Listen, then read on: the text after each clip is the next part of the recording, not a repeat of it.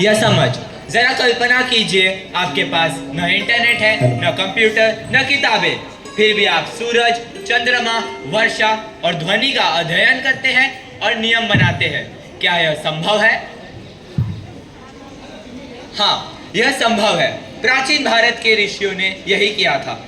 हजारों साल पहले प्रकृति के अवलोकन से जो ज्ञान प्राप्त हुआ था उसे हम वेद कहते हैं। परंतु आज के वैज्ञानिक और आधुनिक दृष्टिकोण से इनका क्या महत्व है? आज हम विज्ञान के प्रयोगशालाओं में जो कुछ भी सीखते हैं उनके बीज वेदों में ही है। ऋग्वेद में उल्लेख है कि पृथ्वी सूरज के चारों ओर घूमती है। अथर्ववेद हमें पौधों और औषधियों के बारे में जानकारी देता है। संगीत के बीज तो सामवेद में ही बोए हैं। यजुर्वेद हमें अनुशासन और संयम की शिक्षा देता है। इसीलिए वेद केवल धार्मिक ग्रंथ ही नहीं, वे मानव जाति के प्रथम वैज्ञानिक ग्रंथ कहा जाता है। उन्होंने कहा है कि मानव और प्रकृति अलग नहीं है, वे परस्पर जुड़े हुए हैं। एक समय था जब न स्कूल थे, न किताबें, न मोबाइल फोन, फिर भी लोग बहुत बुद्धिमान थे। वे आकाश को देखकर तारे गिनते, नदियों के प्रवाह को देखकर उसका अध्ययन करते और जीवन के अनमोल सबक प्रकृति से सीखते। उस समय भारत में कुछ महान ऋषि मुनि हुए थे। उन्होंने अपनी आंखें बंद करके ध्यान किया, प्रकृति से संवाद किया और उस संवाद से ज्ञान प्राप्त किया। यही ज्ञान वेद है। वेद कोई धर्म ग्रंथ नहीं, बल्कि वेद हमें यह शिक्षा देते हैं कि ज्ञान ही सच्ची पूजा है और सत्य का पालन ही सच्चा धर्म है। परंतु मित्रों, मुझे यह तो बताओ कि वेद हमें क्या सिखाते हैं? जैसे सूरज समय का पालन करना सिखाता है, नदी उपहार देना सिखाती है, पेड़ निस्वार्थ भावना से जीना सिखाते हैं, उसी प्रकार वेद हमें यह सिखाते हैं कि हर पशु, हर पेड़, हर इंसान, यह सभी ईश्वर के रूप है। हमें सभी के साथ प्रेम पूर्वक व्यवहार रखना चाहिए। आज के समय में जब लोग एक दूसरे से प्रतिस्पर्धा करते हैं, वेद हमें यह सिखाते हैं कि सच्ची सफलता शांति, प्रेम और समझदारी है। वेद हमारे विचारों के मार्गदर्शक है और हमारी आत्मा के शिक्षक है। क्या मैं और शिक्षक? नहीं, मैं कोई शिक्षक नहीं, मैं तो बस एक छात्र हूँ। अरे देखो, वेद भी आ गया। अरे मित्रों, मुझे यह तो बताओ कि वेद कितने हैं? वेद 4 हैं।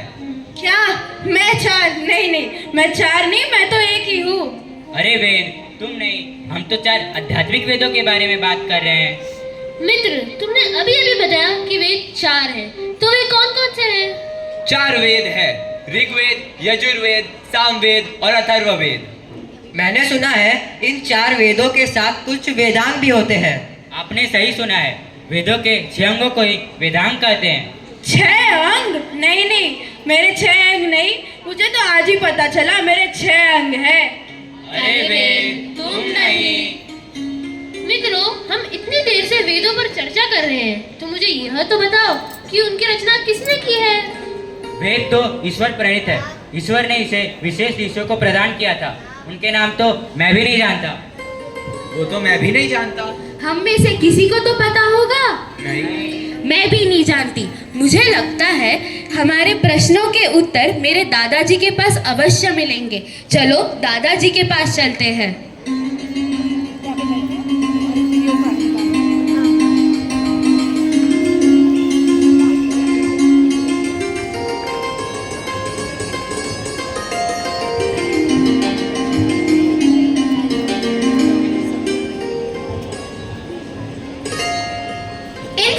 छात्रों को जिन प्रश्नों के जवाब नहीं मिले तथा विशेष ज्ञान प्राप्त करने के लिए ये सारे छात्र दादाजी के पास आए हैं।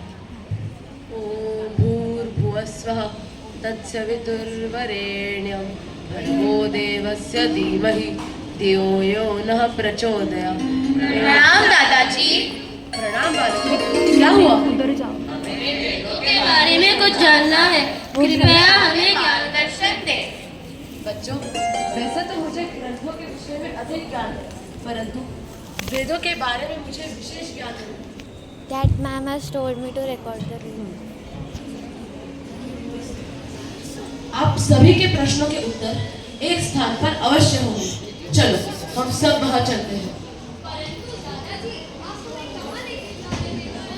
वेद ऋषियों के पास। उनके पास आपके प्रश्नों के उत्तर जरूर होंगे। चलो।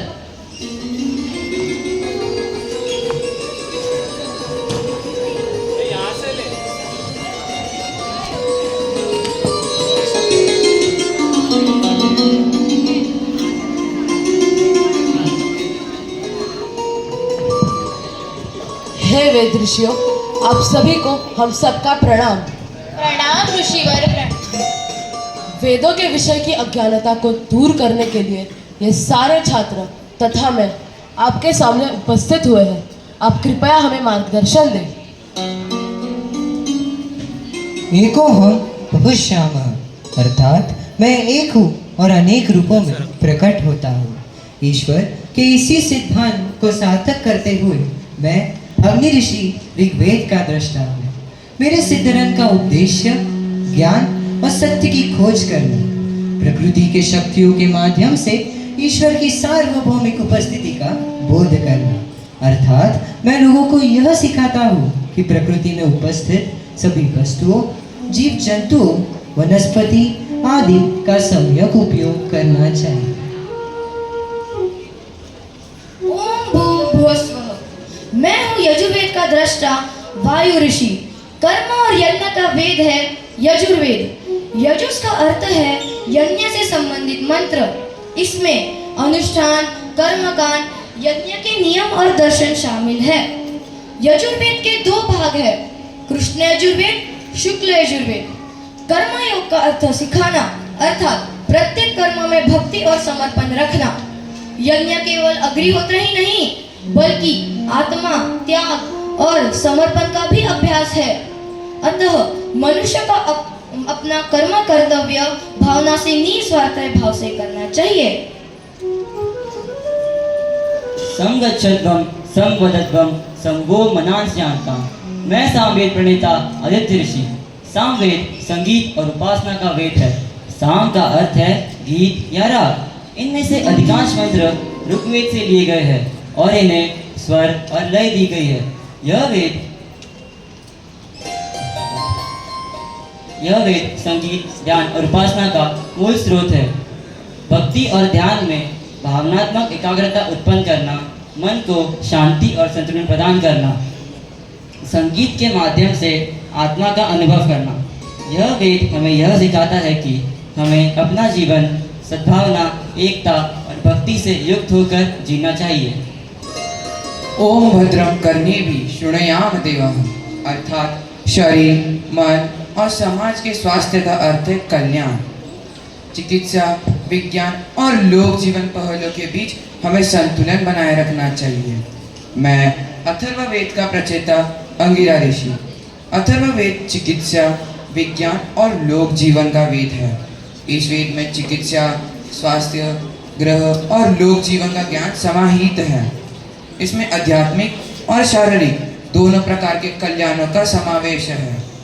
यह मानव समाज और प्रकृति के बीच संतुलन बनाए रखता है, जैसे कि पेड़, पौधे, औषधि और साथ ही साथ मनोबल बढ़ाने के उपाय भी इसी वेद में हैं। इस वेद की खास बात यह है कि इसमें चिकित्सा और वैज्ञानिक विचारों की जड़ें भी इसी वेद में हैं। इसलिए हमें इन चारों वेदों के ज्ञान हमारे जीवन में अवश्य लेने चाहिए। बच्चों, क्या अब आपकी सारी शंकाएं दूर हो गई?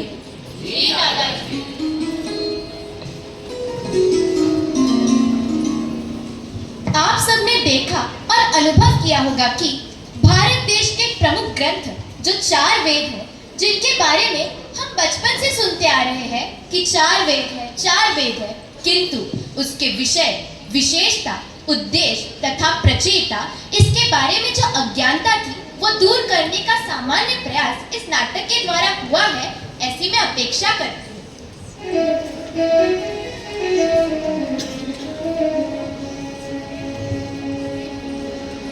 ज्ञान का सागर 4 वेदयः वाणी है भगवान की।